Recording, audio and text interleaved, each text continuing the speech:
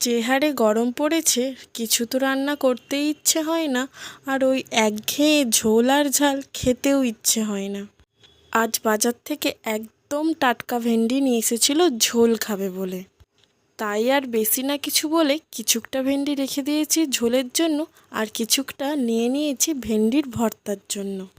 ভেন্ডি ধুয়ে ছোট ছোট করে একদম কেটে নিয়েছি। এরপর কড়াই একটু তেল দিয়ে গোটা জিরে রসুন ভেজে নিয়েছি, আর নিয়েছি পেঁয়াজ টমেটো আর একটু কাঁচা লঙ্কা। একদম ভাজার দরকার নেই, একটু ভেজে তুলে নিলেই হবে। এরপর কড়াই আরও একটু তেল দিয়ে ভেন্ডিগুলো দিয়ে দেবো। আর হ্যাঁ, মনে করে ভেন্ডি কাটার আগে কিন্তু ধুয়ে নেবে, কারণ ভেন্ডি কাটার পর যদি ধোয়া হয় সে ভেন্ডির যে কী অবস্থা হয় আর বলার নেই। এরপর ভেন্ডিতে একটু হলুদ লঙ্কা গুঁড়ো লবণ দিয়ে ভালো করে ভেজে নিয়ে মিক্সির কৌটোতে দিয়ে গ্রাইন্ড করে নেব। একটু জলও দেবো। এরপর কড়াই আরও একটু তেল দিয়ে শুকনো লঙ্কা আর কালো জিরে দিয়ে ভেন্ডির ওই পেস্টটা দিয়ে দেবো।